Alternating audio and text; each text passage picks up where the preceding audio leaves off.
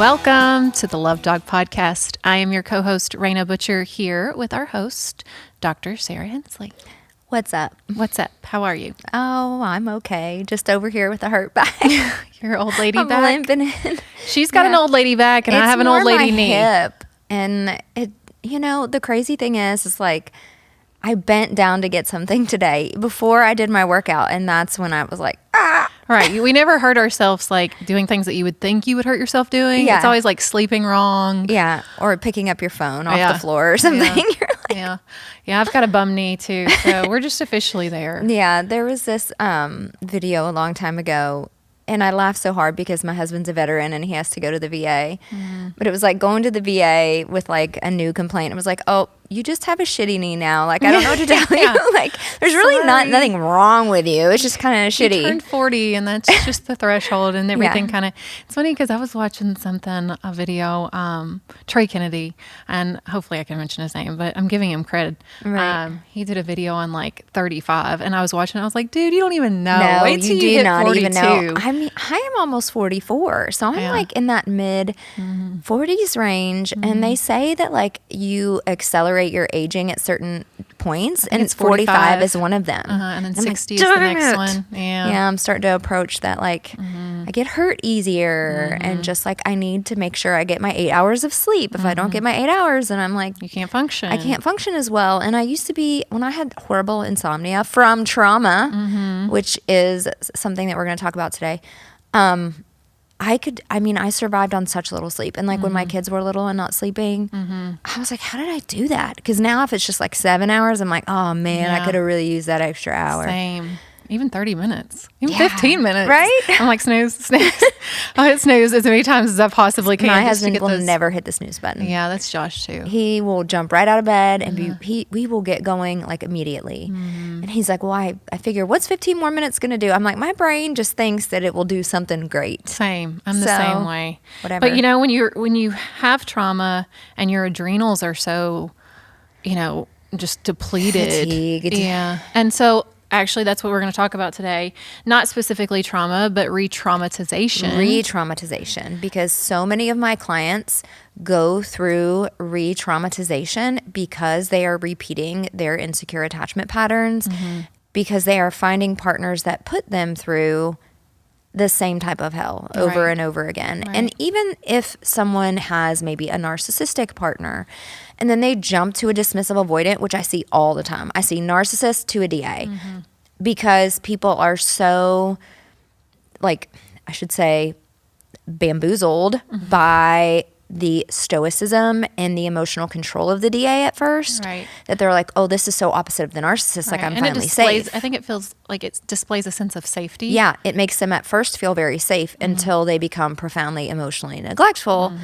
And then they're re-traumatized. Right. And although their trauma might not happen again in the same way, some of it is overlapping. Like a narcissist can be very neglectful, so can a DA. So those specific circuits are activated.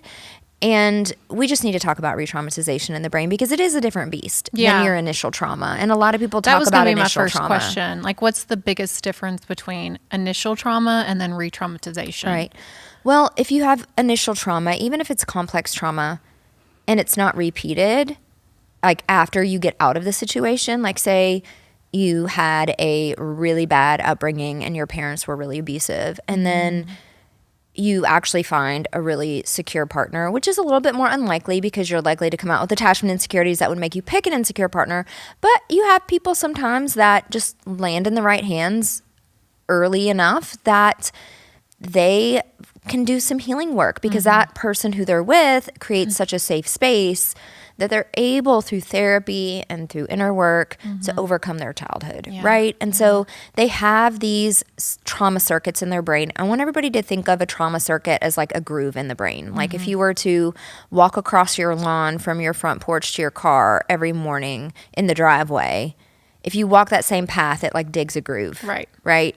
That's what happens every time you have an old circuit from old intimacy patterns, whether those are from your caregivers or from adult relationships, that is essentially lit back up because it fires, right? Because there's some stimulus or something about the interaction that your subconscious goes, oh, wait, no, that happened to us in the past. And this is the same thing, right?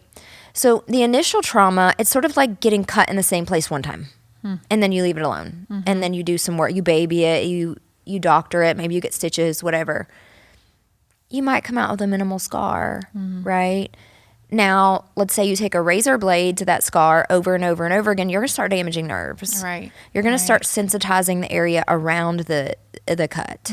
So these pathways expand and they become more sensitized over and over again, which makes the healing work harder later, because you have to understand that it's like a physical injury happening over top of the same place. So it's a neural circuit that is getting reused, and we know that what fires together wires together. So if you're lighting those circuits up, those neural connections inside of those circuits are getting tightly wound every single time. This is why it's so important to learn things the first time. Yes. Well, don't be one of those people that likes to learn things the hard way. Yeah, like I was. Or like me, Right. Where it takes so many times or so many bad relationships before you're like, okay, no more. Right. Before your brain is just going to tell you enough. I mean, eventually, if you don't have enough, your brain is going to say enough. Yeah. And you're going to end up with some kind of disability or autoimmune disease or something. You're going to end up with something, because the body and the brain can only handle so much relational trauma, because access to safe connection is the core fundamental human need, aside from safety and food and physiological water, needs. yeah. Like, access to safe connection is a fundamental human need. And when it is denied from us, and actually we learn the opposite, that connection is so unsafe, I mean, our brain just becomes profoundly changed. And like the tipping point is what we call central sensitization. And I've talked about this on previous episodes, but I'll just remind my listeners of what that is. It is essentially where the brain becomes so oversensitized that the smallest little environmental triggers will set off funky firing. So the brain actually can start misfiring a lot.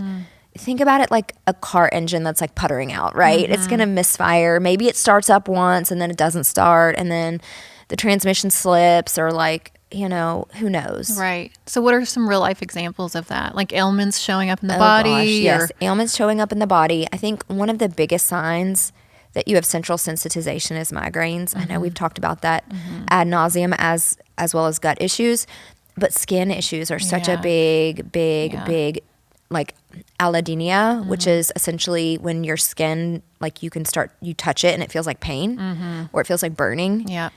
We Which both we have both that. experienced it. Yeah. Yeah. That's We're a like, huge why do we feel one. sunburnt when I just go like this? And it even can be what people just laughingly joke about is like, I'm so overstimulated. Like the lights are too bright, or too many people are talking. Yeah. Yes, that's a fundamental condition associated with like autism and ADHD, but it also can be in trauma survivors, especially people who have had multiple traumas or been re-traumatized. And these circuits have been lit up and lit up and lit up. And you have HPA axis dysregulation and central sensitization. Yeah. So I have really, really strong sensitivity. Yes. So like my sense of smell, my sense of sight, my sense of touch, all those are hyper sensitive. So let's put these clues together. You've had a lot of trauma. Why do you think your nervous system behaves that way? Why would your senses be heightened since you've had trauma? Because it's stored trauma. It is stored trauma. But think about it from an evolutionary perspective of trying to keep you alive. Survival. Right? Because it's trying to make you uber aware of what is around you to try to keep you safe. And I mean, I have it too. And I actually freaking beat it till this last year. And if you don't know what I'm talking about, go, 2 episodes back? Yeah. So what can I say? Yeah. And then you will know You will why. understand. Yeah. And I think this is it correlates with the last 2 episodes that we did on our series about family court. Because so many times when you're getting a divorce, sometimes the divorces can last years. And child custody cases and hearings, you're in and out of court. Yep. And we've I know about where yeah. what's up with that. Yeah. Why? And I mean, even with having Meg on, and I don't think she would care that I said this because she knows it, you could tell that what she's been through over the past year and a half. And again, if you haven't watched that episode, it's called Stripped. It's 2 episodes ago. I highly recommend.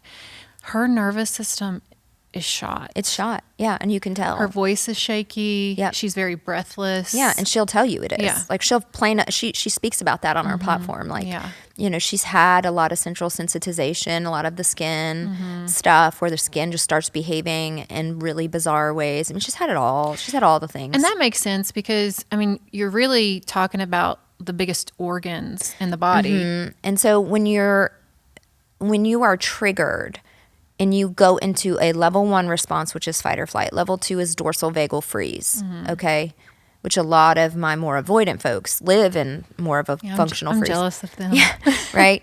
Whereas more anxious folks are familiar with fight and flight. Your immune system actually changes and it sends out all of these like inflammatory cytokines and inflammation and starts firing because it's preparing for an actual physical wound. Because your brain doesn't know the difference between an emotional wound and a physical one. Yeah. It does not know the difference. Yeah. It prepares itself like an attack. Of any kind, right? And so it's just crazy the things that the body will do. But central sensitization is essentially being oversensitive in just about every way. So you become emotionally oversensitive, which means that little triggers make you feel stressed out and out of control. Your body is oversensitive, so your senses can be heightened. Right. And you don't respond to stress as well. And your sensory systems can get so bad off, they start misfiring. That's what the vestibular migraine was for me. So that's why people get dizzy or they get, vertigo, headaches or vertigo or whatever. And retraumatization, all it does, it's like taking a razor blade and just swiping it right over that old wound. And everything gets amplified. And eventually, it's like that wound gets bigger and bigger and bigger. Well, these circuits get bigger and bigger and bigger, these grooves in the brain.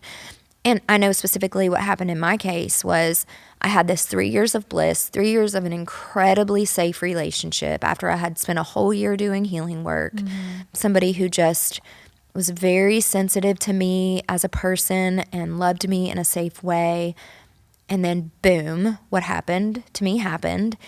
And it was so similar to the manipulation and the past abuse of the system that my ex engaged in that I just know there were certain circuits that although they had been diminished and I hadn't had to call upon them, which is why my symptoms were gone, and they all returned because they're all tied up in that same groove and that same pathway associated with someone's trying to hurt me and come after my kids, somebody's trying to, drag me through the court system, someone's trying to, just punish me or manipulate me, attack you. I mean, that's what it feels just like. Degrade my sense of safety and my sense of safe connection and security in the world. And something happened to me over the weekend and we've talked about it. We talked about it on the way here, with one of my exes. And, it's interesting because just when we crossed the finish line of, our son being 18, and there's some healing that took place, I feel like. I even talked about that on an episode where,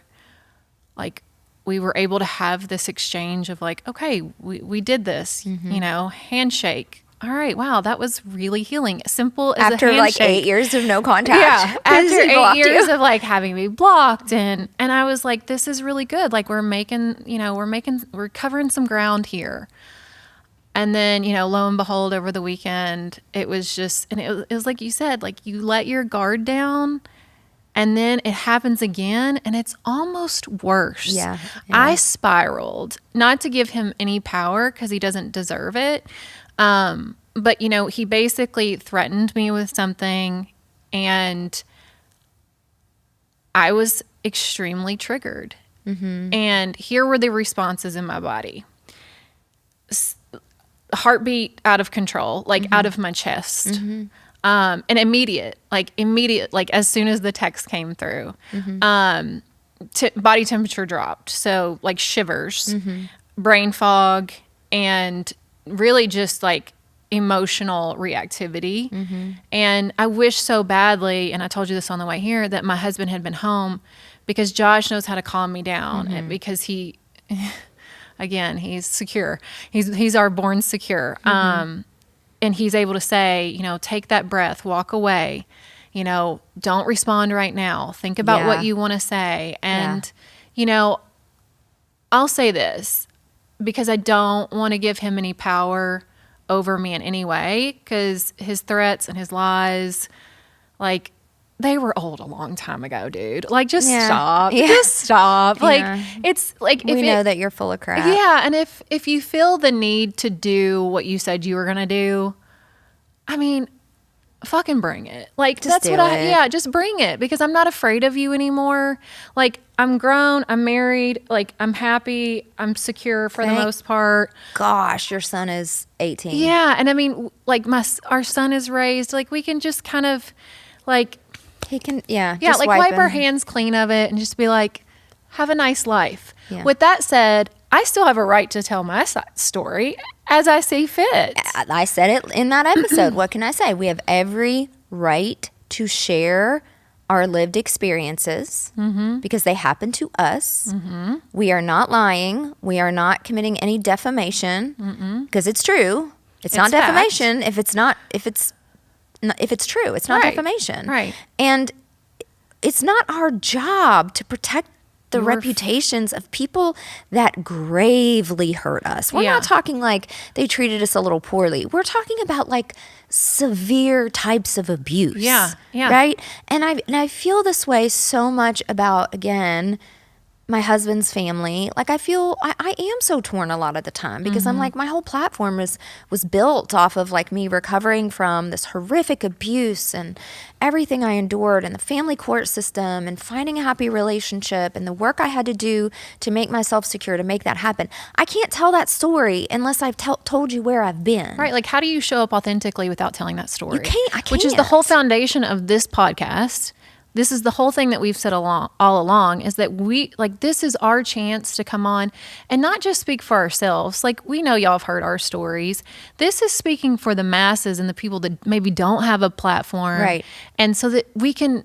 And they're screaming into a pillow. Yeah, so that we can cultivate change, right? Yes, absolutely. It's so that we can cultivate healing in the world. Right. And so I want people to trust me on their journey, not just because I was trained in school for how to do this or because I've been doing it for so long, but because I've lived it. Yeah. And that is what it took for me to actually change. I actually had to hit rock bottom and live with my choices, which it's hard. Again, it's hard to admit, but I was a freaking volunteer for a lot of it. Yeah. And I'll say that too. I mean, I absolutely participated in the toxicity that was me and my ex. I know how to take accountability. There's that internal shame though tied up in that, right? Yeah. So becoming securely attached largely, not all of it, but largely is about healing internalized shame, which is one of the best things you can do for your nervous system. It's not the only thing, but it's one of the best things because shame is sort of like it's like this cockroach. Yeah. It just, you can't kill it. You think you've killed them all, and then it just, more shame just comes out of the corner, right? And you're like, oh, dang it. Like, I didn't get it all. And that happened. I mean, that happened It did happen this weekend. I mean, the amount of shame, I know you felt like this huge shame response because he shames you, because he calls you horrible names. Yeah, and lies about things. And says awful, terrible And then there's this things. element of shame, too. When you're re-traumatized, this is a big thing. When you're re-traumatized or re-triggered by someone who doesn't deserve to take any of your power, you feel shame because you allowed it to happen. Right. Even if it's short-lived. Yeah. And that's the good thing about your situation is, like, you can wash your hands of this. Yeah. Like, yeah. I don't know. I don't feel like I'm ever going to be safe until all of my kids are at least 18. Yeah. I don't feel like I'm going to feel safe. And I got to work on that because, and I'm working on it. And this is the thing. It's like, I know this about retraumatization, and I'm just like, but I still question, why is this happening? As soon as like the legal battle with what happened to me was over, like just the symptoms just started ramping up. Like, I couldn't relax. And I'm like, okay, trauma expert, nervous system healing expert, sit down and apply what you know. And I was like, yep, you know why this is happening? Because I'm finally trying to feel safe and trying to relax, and my nervous system has become resensitized, and it's like, nope, you can't relax, that's dangerous. If you relax, something could jump out of the corner and get you, and you didn't predict it, therefore you couldn't be safe, so you need to be on guard 24/7, 365. And I'm like, you know what, fuck that. No, I'm not doing that. I'm not living my life like this. So here's what I'm gonna do. I'm gonna sit with my chest tightness, and I'm gonna welcome it, and I'm gonna breathe through it, and I'm gonna use my tools that I know work, and I'm gonna keep repeating them for as long as it takes until this is better, because I'm not going to allow my life to be sabotaged and to stay a victim of somebody that wanted to hurt me. No, I will not be a victim. Right. And I won't either. I will not be silenced. Yeah. And that too, most definitely, I will not be silenced, because again, you know, the people that were involved in my situation, they're forgiven, you know, by me. You know, I forgive them. And if it affects them in any way, then that's between them and God. I don't I can't, if they're affected by the things that I say that are fact, like, you know, that my ex's parents signed affidavits, you know, through, you know, that said I put the emotional and physical well-being of my child in danger, which had no truth to it at all. If they feel threatened by that, I'm sorry, but it's not my problem. Right, because you did it. Right, like so you did it. Don't want people to know you've done bad things. Don't do bad things. Right. Don't expect the people who you have traumatized and abused to work to protect your feelings and your reputation. Your guilt? Your guilt? No. Yeah. Speak about it. But I always say, like, if you're speaking about it to get revenge, that's the wrong thing. If you're speaking about it to heal and to help people, that is the right thing. Yes. So speaking of that and retraumatization and in the brain, I know you had questions about, like, I wish I could have responded better. I wish I could have done this. And I have clients that come through and they're like, if I could just step back and think before I respond, I would be in such a better position. Yeah. And I'm like, yes, but you have to realize every time you get re-traumatized, like if you're in a really unhealthy relationship and that person is like triggering you over and over again, it is harder to heal, because it's like having that open wound and somebody's just sticking a dirty finger in it. Yeah. And it does reduce the prefrontal cortex activity. And your prefrontal cortex, and this is the main strategy behind my coaching program, is I teach people how to get so deeply aware of their mindset and so good at emotional processing somatically that they can essentially activate their prefrontal cortex more at will. Like it becomes something that they can sort of turn on quicker, right? And when you have your prefrontal cortex activated, you become curious, open, mindful, compassionate, empathetic. You can't be those things when you're in fight, flight, or freeze. You can't be those things. There would be no evolutionary benefit to being those things. Right. Because that's like trying to ask the grizzly bear standing in front of you, like, how do you feel about maybe eating me? Like, are you feeling bad about it? You're going to just try to either run away, fight it off, or play dead. Those are your three choices. And those are the three trauma responses we're given. Sorry, it's all we got, right? Yeah. And so what's happening to my clients is they've had history of bad relationships, or they have a long history in a bad relationship. And they're at the point where their nervous system has become so sensitive that they just... it takes the slightest thing. And they fly off the handle. They either fly off the handle or they shut down or whatever their trauma response is. So like avoidant people may get kind of defensive and then hardcore shut down. Right. Or maybe they even fawn, which is a form of freeze. It can be a form of fight too, but it's mainly a form of freeze, where they'll be like, okay, I'm sorry. Like the AP will do that, or even DAs will do that.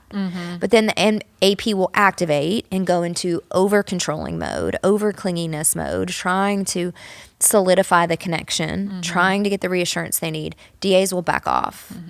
FAs, I mean, they hit below the belt. Okay, yeah, FAs will sabotage everything. And that's what I did. I mean, and they will sabotage everything. That's exactly what I did. Like I punched back and said some things, and this is where like shame again comes up, because I mean, I spent time all day Sunday just like repenting, not just for my reaction, but for all of it, because at the end of the day,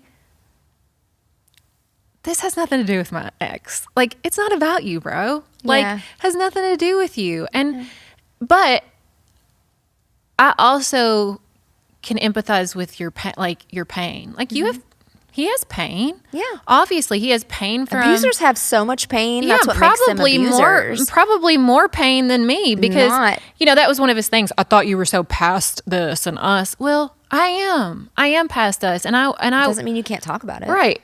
How can I not talk about it on a podcast that's about relationships? And that was my longest, I guess, relationship. I mean, it by far was the unhealthiest. You know? And I mean, that was a big thing he said too. Like, I'm not your main ex. I'm not even your ex. Really, dude? We were together for 12 years off and on. And I mean, my response was, nobody ever said you were my main ex. You just happen to be my worst. Ouch. I get it. I get it. I get it. And I wish I'd have been so much more mature and like calm and essentially, collective. Again, you had been separated from that BS for like 8 years, and then that pathway's not gone. Right. It's limping along, but then you just gave it like some robot shoes where it could run. Yeah. Right? Like those neural circuits just fired down that old pathway associated with his specific type of abuse.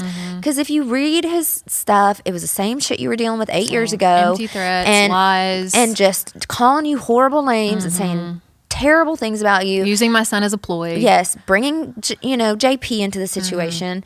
And so even though that pathway was just like a little glimmer, you just gave it a fireworks show. Oh, yeah. And so you can't expect when for you time was a big part of the healing. And I mean, you've done intentional healing work too, but you really don't know how healed you are until you get re-triggered. And that's what a lot of people ask me going through my program is like, okay, well, now I'm out of this bad relationship, but how do I know I've actually healed? And I'm like, well, I wish I could tell you that you will know, but you really won't know until you get into a relationship, and then that person's going to shine a light on what work you still have to do. But what I do know is that these tools, they do work long term. Yeah. And if you practice them, you're going to be attracted to more secure people, because insecure people, they wave their red flags. Yep. Don't tell me you ended up in this bad relationship and there was not one red flag. Right. That is a lie. Yeah, if you're telling me that, you're a liar, because there's always at least some subtle red flags. Yep. Even the master manipulators have some red flags, even if it's just their love bombing. Right? Master manipulators almost always love bomb, and you fell for it. And that at some point, yes, we get to go shame on them for love bombing you, but then shame on you for continuing to allow other people to come and love bomb you. And I say shame on you not because I think shame is good. Right. I'm saying like it's time to realize that I have these patterns and I am attracted to these types of people, and a lot of times it's just the same package wrapped up with a different color bow on it. And you have to get to the root of what is going on with me that continues to attach to people once they show me their true colors. What is going on with me? And you can always trace it back to their attachment wounds. Yeah.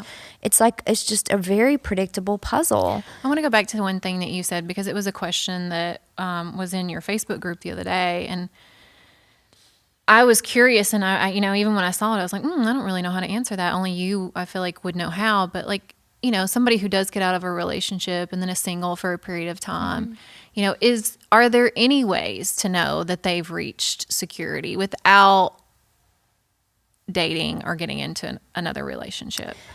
Yeah, that's a complex question. And I will say that there are some signs. One is overall, you're more resilient to stress. So becoming secure doesn't just make you resilient to stressful situations in your intimate relationship. Right. It's fundamentally about creating resilience in the nervous system. And again, overriding those old pathways with new, stronger pathways around the resilient mindset and around the resilient, behaviors. You are able to fully process emotions in your body to completion. So that's one of the fundamental things that I teach in my program is you have to be able to actually complete emotional processing cycles. And what does that look like in the body? And so if you are processing to completion, and you're getting those signs that like, okay, I'm completed in this processing cycle. So I had my cry, and then I was able to do the breathing through it, and I was able to do the scanning and the somatic awareness techniques that we talk about. And then I end up with this just like sigh, and I feel sleepy, and I feel like I can just go fall right asleep. You've completed. You're done. You're in safety, right? So if you notice that your body is responding and you're able to actually, you're not band-aiding or suppressing. Anxious people band-aid, avoidant people suppress. So we all know band-aids: shopping, eating, venting to your friends, right? I did do a few of those things, but just you talking about the process of like, that's why I spent all day Sunday pretty much. Like I spent it in prayer. I spent it journaling, because I knew that there were some things that I had to actively, right, really actively, other than having a good cry, but to write out, to get out. Process, yeah. And so I can say from just being re-traumatized literally less than 48 hours ago that I experienced all those things that you're talking about. Yeah, and luckily, I think for you, it's just a trigger, and it's not going to be this lasting thing, because you do have the ability to. No, he did yourself. me. Blocked party again. Woo! Well, this it last time 4 it's months. me though, and and again, I want to be careful, because I want to say this. There's no malice behind it. Like, now that I have processed it, and like, I don't have hate for him. I don't have love either. It was just reactivity in the moment. Yeah, I don't have love either. I'm kind of indifferent, right? Like, I'm just very indifferent to him.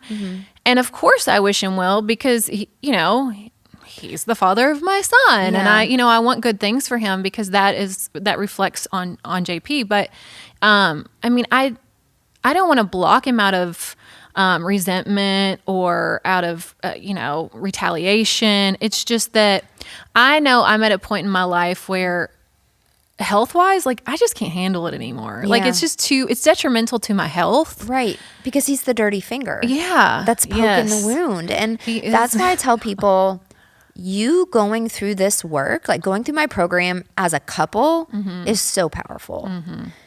And not that one person in the couple can't get so much out of it if they do, because oftentimes what happens if one person goes through it, they come out of the other end feeling more resilient, feeling secure in their boundaries, know what is the right thing to be doing, what is the wrong thing to be doing, to not abandon themselves, but also to show up as a respectful person on the, for their partner. And it may not land their partner in a place where then they want to match that energy and change, but it sure as heck will land them in a place where they either know how to cope with it better, or they finally set the ultimate boundaries. And usually it's more of setting the ultimate boundaries after a while, which sometimes is the only thing that actually gets their partner to change. Right. When they're like, oh, shoot, they're not going to be that anxious person that runs after me and tries to apologize and bring me back in when I go silent for a couple days and I pull my avoidant stuff. And even if the ultimate boundary has to be set, and it's interesting because I just had a call today talking about this, like divorce, and having to maybe go through the court system, I would suggest anyone who maybe is on the verge of divorce and maybe thinks it's too far gone, like the potential client that I spoke to today, that your program is still an answer, because again, it's helping your nervous system become resilient. And so if you do have to go through a divorce, or if you have to go through custody, you're going to be better equipped to handle it and to co-parent. Yes, abso-freaking-lutely. And I guess the whole point of what we started talking about, what I want to circle back to, is like just people repeating the same patterns. And then this awful, awful myth that, well, if I can just get away from this one person, then I'll be okay. Because we got away from our, quote, one person that was the most toxic in our lives, and we chose other toxic people because we didn't do the work on ourselves. Yeah. And then maybe they weren't as toxic or abusive, so maybe it was, quote unquote, a win, but I don't think profound neglect was a real win after being in a toxic relationship. Right. I think I needed somebody, like my husband, but I wouldn't have been ready for him. He wouldn't have put up with me at that point? Yeah. Because I see these people that are just like, man, I was finally in a good relationship and then I sabotaged it. Those tend to be the FAs. And they either sabotage it if they're anxious because they felt a little bit hurt by their partner and they way reacted. Their trauma circuits were retouched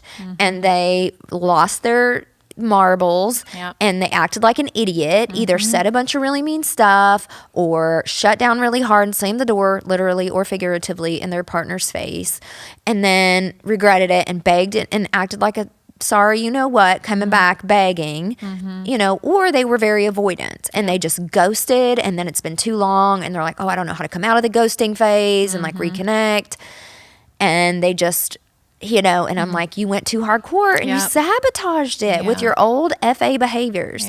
DAs do it too. APs do it too. You're just going to repeat your patterns, even if it's with a different partner who has a different attachment style. It's not going to work because your brain circuitry is wired towards intimacy triggering you in these ways. Even if it's somebody relatively secure that's triggering you in a small way, it's still a re-trigger. Right? And if that happens enough times, it becomes a retraumatization. Yeah. And I can even give a real life example of this, what you're talking about, because guys, it's all I got. Okay. She's got the big brain. I got the real life experience. Okay. This is why this works. But, when Josh and I first started dating, and I would say, like, Josh, for the most part, I mean, he has some anxious qualities sometimes, but for the most part, he's pretty secure. Nobody's 100% secure. Right, exactly. And so there was a night that we had been out with friends. Of course, drinking was involved, as it always has been if we've ever fought. But I still, he got triggered, because I wasn't ready to leave, and he was. And just to give you an idea of the dynamic, like, I do tend to be the extrovert in our relationship, and he is a little bit more introverted. And he kind of threw this mini temper tantrum, right? And this was very early on in our relationship. And he just left. He left the party, left me there with no ride, and then went to my house and like grabbed his stuff and left, right? Little mini temper tantrum. In the past, I would have handled that in a very similar temper tantrum manner. Oh yeah, you would have hit back harder. Right. And I would have hit back really, really hard. And instead, I just simply said, this isn't going to fly with me. That type of behavior is not going to fly with me. And if it continues, this isn't going to go any further. And that firm boundary stood your ground. Yeah, that firm boundary with compassion, right? Like, it was direct, but it was compassionate. It really changed the trajectory of our relationship. It's really what took our relationship to the next level. And those are the things that should take your relationship to the next level. Yes. Because I think sometimes what would have happened if I had bounced back in a way that was, even more toxic, which would have been my old behavior, right? And so that's a real life example, I think, of when you're early on in a relationship, how those secure behaviors start to show up. Boundaries just become easier to set. Yes. Because you're just not willing to jeopardize your peace for any reason. Right. So, yeah, that's exactly kind of where I wanted to go, is like, early on in the relationship, you're going to respond to red flags with boundaries. Yep. So that's one thing that you can count on knowing. Two, friendships are going to be, you're probably going to let some friendships go. I think that's a big sign because you're going to start seeing people and their toxicity and their emotional immaturity. And you're going to be like, that doesn't feel like, I don't want to be around that. Yep. Where before maybe it was a source of bonding or gossip or just being able to relate and have that, sort of common ground. Yeah. It's not your common ground anymore. You don't live as a victim. You don't live as somebody who reacts really poorly to these same circumstances. Like, my goodness, we all know one friend that she was more my friend than your friend, but oh my gosh, like, how many times could I be like, you just did the exact same thing you've always done? Yeah. And then you're asking for a different result. Yeah. Right. And you're looking for a different result here, and you can't do that. And of course, then she like couldn't be my friend anymore because I told her the truth. And I was like, I get it. You don't have to be my friend. She couldn't handle the truth. No, but you're gonna start giving secure advice to people, and your insecure friends are going to reject it. They're going to make every excuse in the world for their current crappy partner or for their own bad behavior, and you're going to see through it, and you're going to be like, man, you got work to do. And and I can't hear the same problem anymore. Right. Because if I keep giving you advice and you keep not taking it, this doesn't feel like a friendship. It doesn't feel anymore. like a friendship. Yeah. Like I'm your therapist now. Yeah. And it just feels like you're using me for just a soundboard and nothing else. And then this happened, obviously with one of my friends too, which again is so ironic. Listen, guys, Sarah, because I get asked all the time on calls, like, how do you and Sarah know each other? And like, what's the story? And I'm like, that is what I did to you. Well, it is, but that's not what I was going to say. I'm glad that our relationship, we were able to repair it. But like our timelines and the things that happened to us through like really like our childhood, the way we were raised, the way, our toxic exes, when we let go of our toxic friends, our timelines are just so uncanny in terms of how they play out. Yeah, like our growth and improvement and self-improvement journey and attachment security and journey. it all led us right here to where we're supposed to be. I know, exactly, for and sure. And that's why it's like... And that's why I love having you here, because you validate how previously crazy I used to be.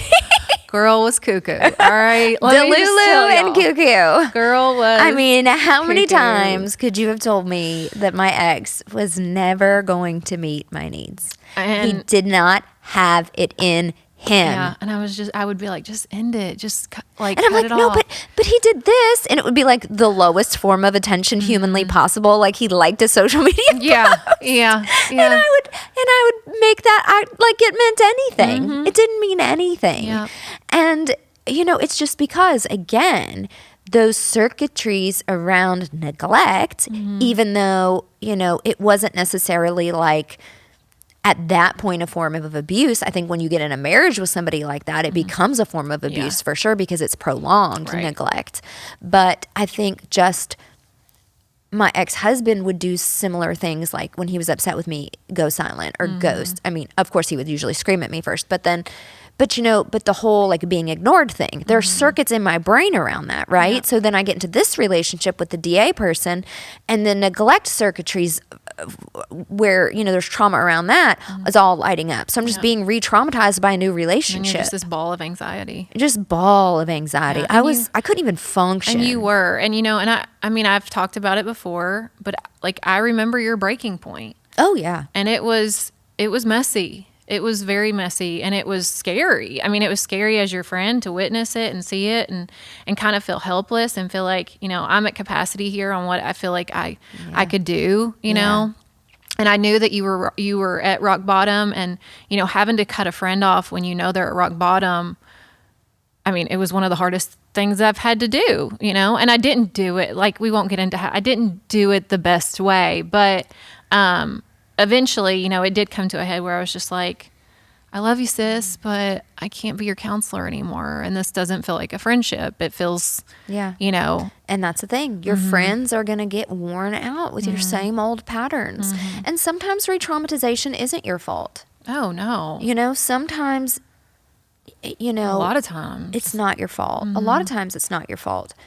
But it can be your fault when you look back at your last 5 relationships and they're all like either abusive or neglectful. Yeah. Then it's like, okay, what's going on with you? Yeah. That or I have a lot of people, way more people than I could have ever imagined, especially those that come through my group that say my partner has had multiple affairs. Multiple. And if I hear the word multiple affairs, like if I hear that phrase, I'm like, it's a no-go. It's a done. It's a done. It's a, you are done. You need to be done now. Yeah. You need to be in right now. Yeah. Right? Because some people can recover after an affair, but you can't recover after multiple. No. Because people don't just decide to be different. Like, those are character issues. Well, and even if there's accountability plays such a big role in infidelity. So even if they do take accountability, but they repeatedly do it, the accountability means nothing. It doesn't mean anything. It's just words. Yeah. And that was my marriage, and also what people need to understand is, like, you can't love somebody into changing them. We have a friend who thinks that she can love a dude into changing himself, and you can't. I love her so. We love her so much. We love her so much. We won't say who you are, but and she's so precious, so precious, and beautiful, and successful, and I just love her. And it's just like, why are you taking the bottom of the barrel here? Bare, like so obviously the bare minimum too, like. It's so obvious. Oh, I know. Listen, if they haven't taken you on a date and you've known them for over a year, it's a no. Hello. It's a no. It's a no. No, if they haven't met your friends, if they haven't if they're only coming over to your house after 10 p.m., it's a no. You're a hookup. Yes. Yes. And I know, I just have so many clients too that come and they're just accepting the same stuff. I have so many clients that are on their second marriage and they're like, how did I end up in this exact same place time number 2? And I'm like, well, okay, well, tell me what the timeline was after your divorce and what you did to heal. You know what it was? Nothing. Yeah. Practically nothing. Yeah. They either cheated on their spouse with this person or they were with this person right after their divorce or as they were going through their divorce. Yep. They took no time to heal. They blamed everything on their partner, that it was just an incompatibility or their partner had all these issues. They didn't have the ability to see their contributions, or if they did see it, they thought the awareness was enough. Right. And that's another big mistake. Yeah. People think that awareness of your issues is enough to change. It's not. I wouldn't have had a nervous breakdown if it was, because I was incredibly self-aware, okay? Yeah, you knew it all. I knew it all, and I couldn't change anything about myself. My brain was tapped out. My prefrontal cortex was probably like tissue paper at that point. It had no thickness around it at all, because your prefrontal cortex does thin out with repeated trauma, which again, that's your rational brain. That's your self-control and self-regulation. That's your empathy. That's your compassion. Your amygdala, which is your threat detection and anger center of the brain, gets enlarged every time you are re-traumatized. That grows. So, there's this competition between your prefrontal cortex, which is your rational brain, your responsible brain, your empathy towards yourself and others, your compassion, your mindfulness of your behavior. That is competing with your emotional midbrain, specifically activity in the amygdala that is enhanced. So it's like your more primitive brain. Your midbrain is it's the middle brain, and it is not the most primitive part of our brain, but it is a very primitive part. The most primitive part of our brain is your hindbrain, which is it controls your breathing and your balance and your heart rate and stuff like that. But your midbrain is where all of the emotional centers, and it's really tied to a lot of memory, and it's very highly tied to the subconscious mind. And so when your attachment wounds are in the driver's seat, you're operating from a subconscious level, and you're operating from this place of emotion instead of from a place of logic and emotion. So people say, oh, we'll throw your heart out and just listen to your head. Well, no, don't do that either, because then you'll end up super avoidant and you'll end up suppressed. You can't stay in logic either. You can't think your way out of feelings. You have to think and you have to feel, and you have to be able to do those in ways that are actually healthy and going to benefit you towards your healing, when most people are just trying to think their way out, and they're thinking in these old grooves, in these old negative thought patterns that are just... They're literally re-traumatizing themselves by engaging in these old thought patterns, and they don't even know it. Well, and that's what I want to hit on, memory specifically around trauma and re-traumatization, I think is huge, because I know, and you probably experience this obviously more than I do, but there's so much that people don't remember. I don't remember Jack. There's so much, I do remember things, but my mom will say things. She'll be like, remember one time when Jared did this? Yeah. And I'm like, and it's something horrible. You're right. And I'm like, no. I know. My sister she's like, you can't remember that? My sister just today said something, and I was like, you remember when he did that? And I was like, no memory. No memory at all. And, and so I'm curious how, and I know the answer, but how the lack of memory or the effects of memory in the initial trauma affects the re-traumatization. Yes. So trauma memories are encoded and stored differently than regular memories. Okay, so you have to understand that first and foremost. Trauma shrinks the material of the hippocampus, which is your memory center, and it reduces top-down prefrontal cortex activity, which is what keeps you from having the brain fog. Like when you have good prefrontal cortex activity, and that is the dominant sort of circuitry that's working, you're not in brain fog. You're clear. You have clarity. You are strategic. You can make good decisions. So some trauma memories are going to be, if you're like in perpetual complex trauma, you're going to have a degradation of the hippocampus. You're going to suffer with a lot of brain fog. You might have memory gaps of things you just don't remember, even big periods of your life that you don't remember. Whenever somebody comes to me and we're doing an attachment assessment and they say they don't remember a lot of their childhood, I can bet all of my money that they're about to tell me that they had a traumatic childhood. Yep. Yeah. And what they do remember was traumatic. Right. Major big traumatic events can actually be recorded in ways that are almost like photographic. So that's like true PTSD where you get like the photographic flashbacks. But complex trauma where it's happening all the time, like you don't have the resources to encode everything that way. Right. So a lot of stuff gets dumped, or it's there, but it's very blurry and very foggy. And then you might have some shock traumas interwoven in there that are encoded in like this photographic way. So for me, like I have these really, really distinct memories of like the major crisis things. Right. Same. But the smaller crisis things are like wiped out in my brain. Same. And so it's like the more traumatic, and if it's like a shock trauma, it's going to get encoded differently than to your everyday like complex trauma. And I always get the question, it always seems like fearful avoidance have ADHD. And I'm like, they probably do. And we need to start asking ourselves the question, if ADHD is just a component of attachment trauma and CPTSD pathology. And a lot of people are going to give me some hate for that because they're going to be like, well, my kid has ADHD and they weren't traumatized. Right. But maybe they were in ways that you don't understand. In utero, in the womb, anything. Anything. Yeah. And if did you do cry it out as a, when they were an infant, that's a major trauma in the brain and it affects the development of the brain. So little traumas that are repeated over time can be just as damaging as a big shock trauma to the nervous system. Right. It's just that the way that those circuits are created and encoded are a little bit different. You might, again, those little traumas create a blank, whereas the big shock trauma, you have that sort of like photographic, like image imprint of when it happened and I would say what was going on. It affects the retraumatization part of it. And you can correct me if I'm wrong, simply because you don't remember, right? Like you don't remember some of the initial trauma. But here's some also interesting things that I want to touch on. The body is where your trauma is stored. It's stored not just in the brain, it's stored in the fascia of your body, which is like connective tissue.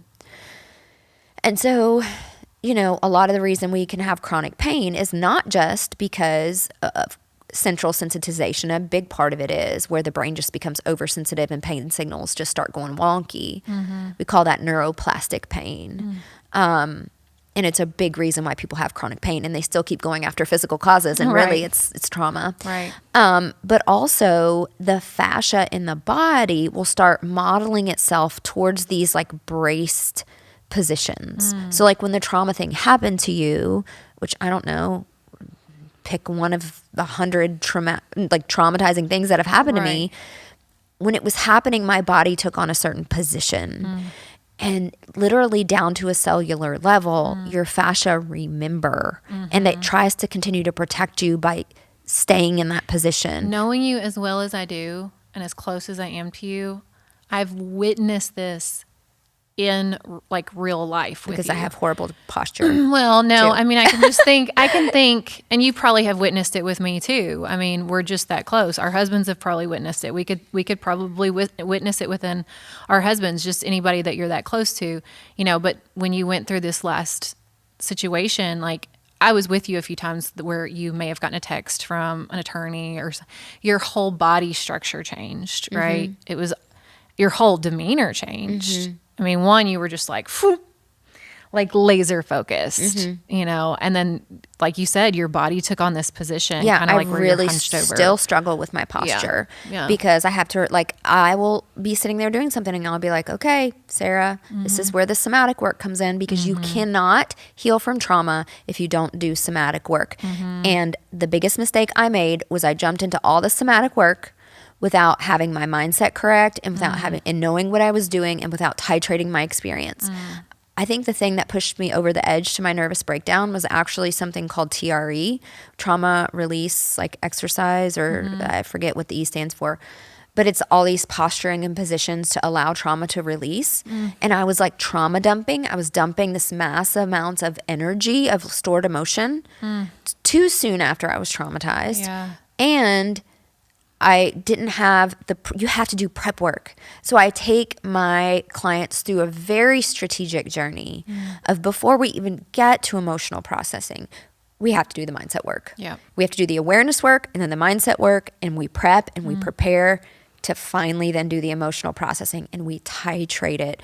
We have to get to know what is your specific window of tolerance for feeling your feelings inside of your body, and how can you process at that stage and then try to increase your tolerance. And I think that this is really just what sets you apart, honestly, because I mean, that piece right there that you just explained, I mean, is something that I really hadn't even thought of prior to you saying it. Because I've always thought, you just work through the body, get to know your body, so that you can release all these things. But you're right. You've got to be in the right mindset in order to do that. And that's why a lot of people think, oh, well, I cry a lot. Like I have a client that says, I cry all the time. Why am I not better? I'm like, well, your brain has learned that this crying experience is extremely painful. And it started to associate that with being a negative thing. So, and then your mindset around it being like, why do I do this? My eyes look horrible after I cry. Like, why, do I have to keep doing this? Just I don't want to do it. yourself. You're shaming yourself, and you're associating these release of emotions inside of the body. We call them feelings because they're felt, okay?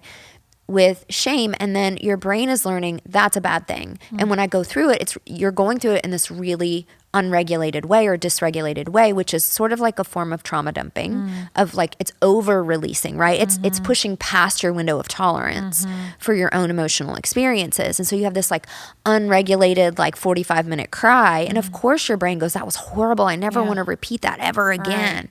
But you thought you were, quote, feeling your feelings. Then you're coming back and shaming yourself and being like, why am I still crying? Well, then that's a double whammy to your nervous system. Now you're hitting it with shame, which is the ultimate dysregulator. So there is really a science and a strategy behind healing your nervous system, and doing so in a way that involves a mindset shift. That is the absolute foundational prep work. We can't, you will not be successful if you don't first do the mindset stuff. So people either just try to go head first into the somatic work, and it's too much for their nervous system. They end up like re-traumatizing themselves more.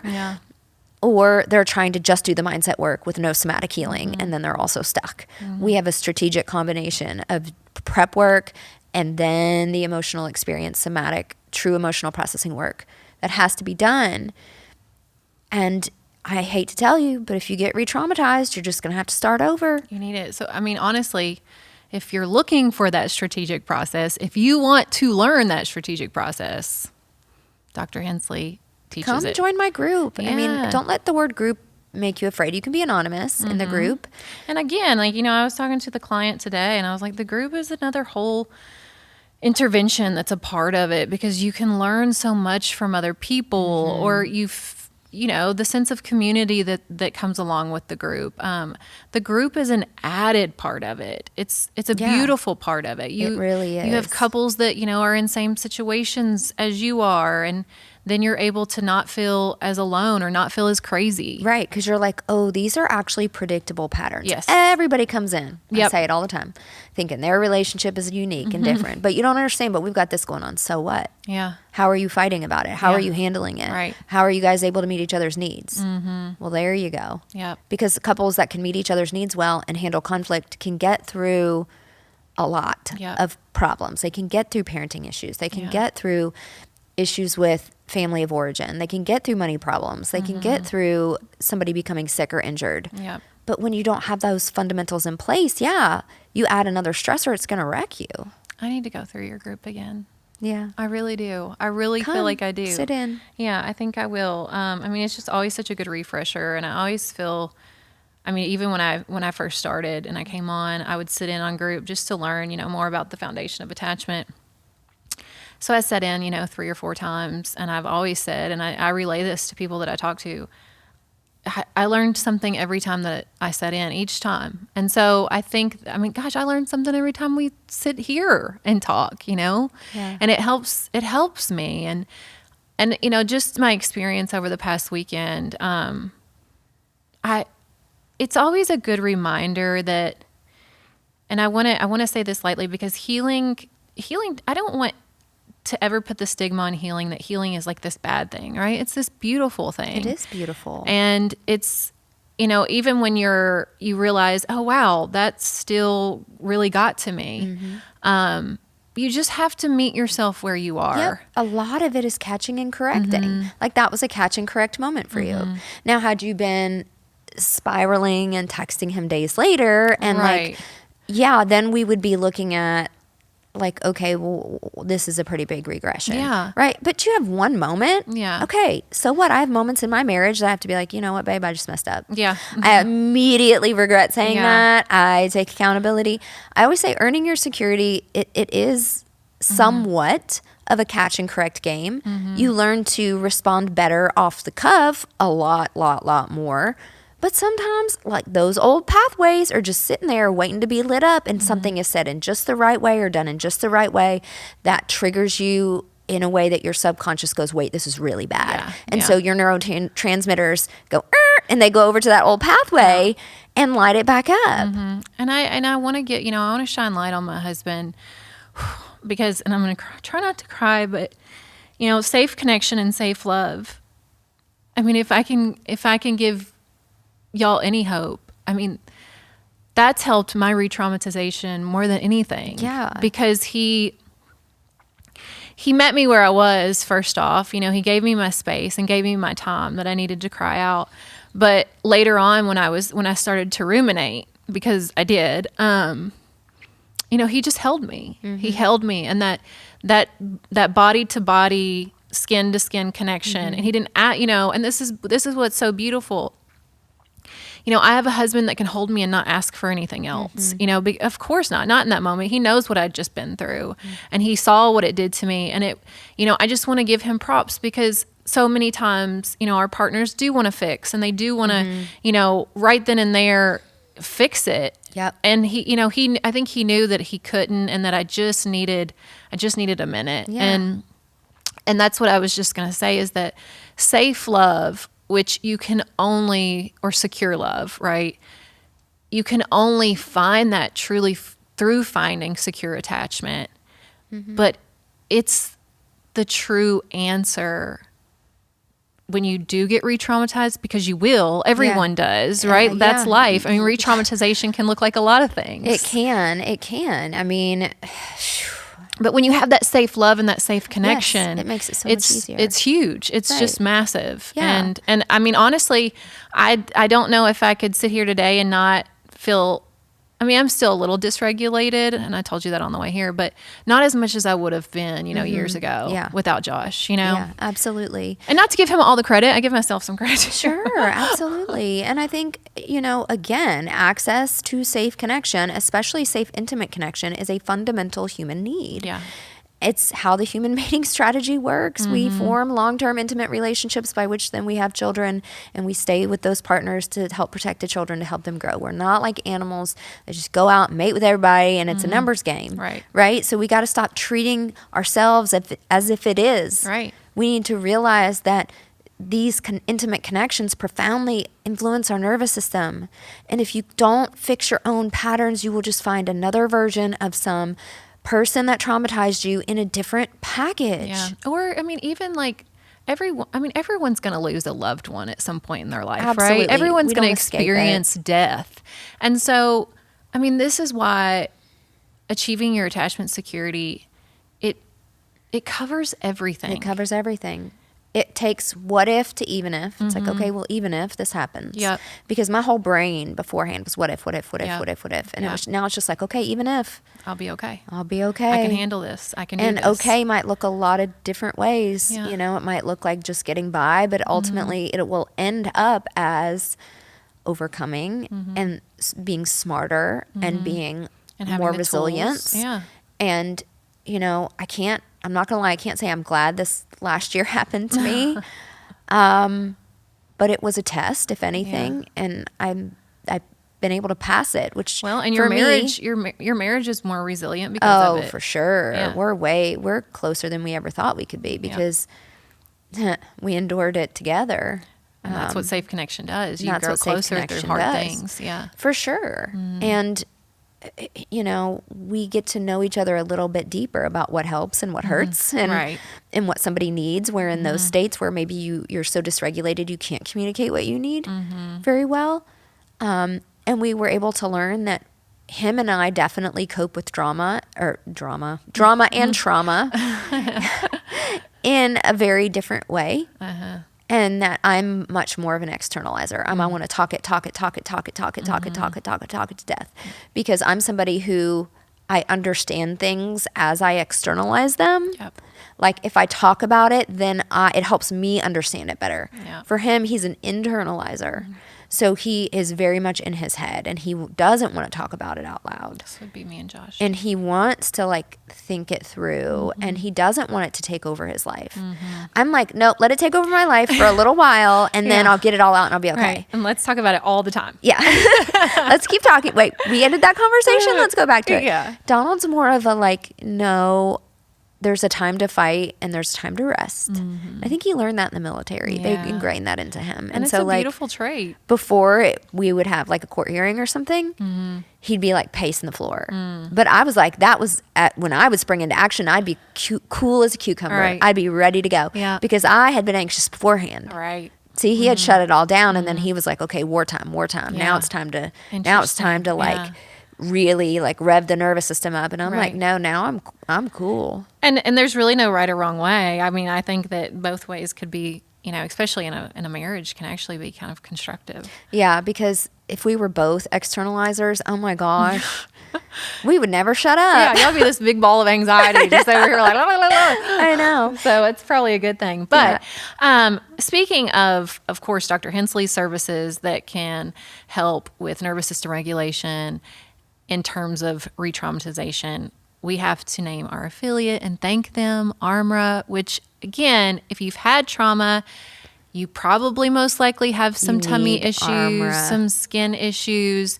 And ARMRA, I'm telling you guys, it has helped me tremendously. Yes. Even ChatGPT verified that ARMRA was a really good supplement for me because of my past trauma. Yeah. Because of the immune dysregulation and the gut dysregulation that my body is always trying to fight and re-regulate. That ARMRA is a fantastic supplement for the gut and for the skin and for the immune system to actually, you know, calm the inflammation, which is just such a big part of what we experience with trauma. Yeah, and retrauma. And retraumatization. So you can go to armra.com and put in LoveDoc for 15% off for first purchases. So thank you, ARMRA. Thank you. It's in my cup right now. Yep, mine too, always, every week. Every week. And then of course, please go check out Dr. Hensley's services at thelovedoc.com. For our listeners, we offer promo code LoveDoc27 for 27% off any of her courses or any of her hybrid group programs, because we love you guys so much, and that's extremely generous. So please go check her out at thelovedoc.com. And until next time, peace, love, and perspective.